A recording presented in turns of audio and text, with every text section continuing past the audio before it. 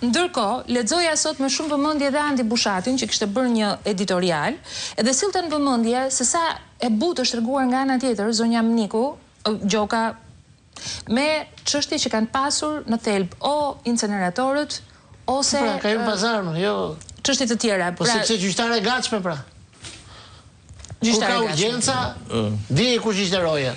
Duke qenë gjyqtare e gatshme, ajo është gjithkohon një herë do të jetë gjithmonë gjyqtare e gatshme për të çështje. Pra nuk ka short.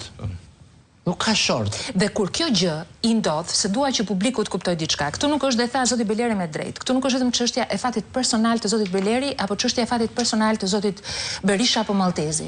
Këtu është çështja kur kjo ndodh me njerëz të cilët siguria juridike. Është siguria juridike është tronditur.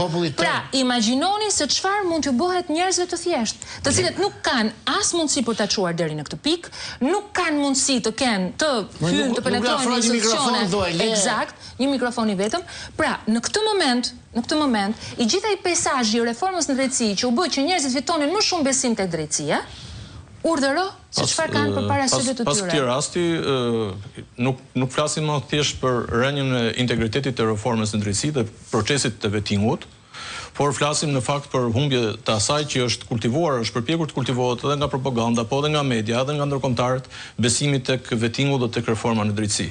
Unë sot i shoh në një situatë shumë të vështirë ndërkombëtare, të cilët kanë lobuar për këtë reformë dhe për këtë vetting. Në një periudhë shumë të gjatë. Dhe unë them që nëse ka patur një segment ku shifsha ndërkombëtarët të njësuar me qeverinë dhe me Partinë Socialiste ka qenë diskursi i tyre në raport me vettingun dhe reformën në drejtësi. Unë sot i shoh në një situatë shumë të keqe pas daljes së këtij dokumenti, se ky nuk është një dokument i cili dhe si thua me shpatlla për murin një gjyqtar të zakonshëm i cili ka kaluar disa procese të zakonshme. Jo, kjo nuk ka qenë gjyqtare e zakonshme, ka qenë kryetare e gjykatës speciale për shumë kohë. Përveç se ka qenë kryetare e gjykatës speciale, ajo ka drejtuar dhe ka zhvilluar proceset më delikate në Shqipëri.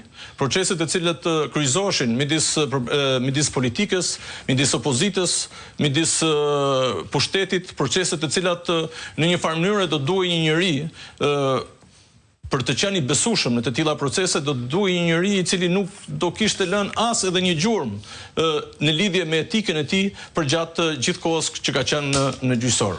Por ajo është paketuar si e tillë, praktikisht e tha dhe avokati dhe më pëlqeu shumë kur e tha se tregon një gjë shumë të rëndësishme në të reformës sot. Reforma e drejtësisë u votua nga gjithë politika shqiptare, por u ndërtua dhe u bë nga Partia Socialiste. Të cilën e pranon vetë dhe nuk fshihet për këtë gjë. Duke qenë se u bë nga Partia Socialiste, do të thotë se një reformë në drejtësi, bashkë me proceset që ka pas brenda përfshirë vettingun, por përfshirë edhe iniciativat e tjera brenda reformës në drejtësi, janë në shijen dhe nevojat e Partisë Socialiste. Dhe shijet dhe nevojat e Partisë Socialiste jo thjesht për të mbajtur pushtetin, por për mos lënë të tjerët të vinë në pushtet edhe kur ata kanë suportin, kanë mbështetjen dhe është nevoja e qytetarëve për të ardhur. E gjeta paragrafin e Bushatit. Po ti hedhësh një sy pas qërimit që i ka bërë shtypi, thot Bushati, vendimeve të zonjës Irina Gjoka, aty gjen dyshime për vonesa në nxjerrjen e urdhrit të arrestit për bosët e incineratorëve që arritën të aratiset. Aty shikon çlirim nga sekuestrot pronave për ndërtues të qendrës së Tiranës të lidhur shumë ngushtë me qeverinë. Pra, nga aktet që kanë ndërmarrë në kryen e detyrës, e ke të lehtë të kuptosh se zonja Gjoka ka qenë e ashpër me kundërshtarët e pushtetit dhe do lëshuar me njerëzit pranë tij, e ndoshta kjo shpjegon më së miri dhe arsyen sepse të gjithë hallkat e sistemit që duhet ta penalizonte janë treguar tolerante me të. Ndoshta sepse sistemi nuk ka vetëm një Irina Gjoka të tillë, po ka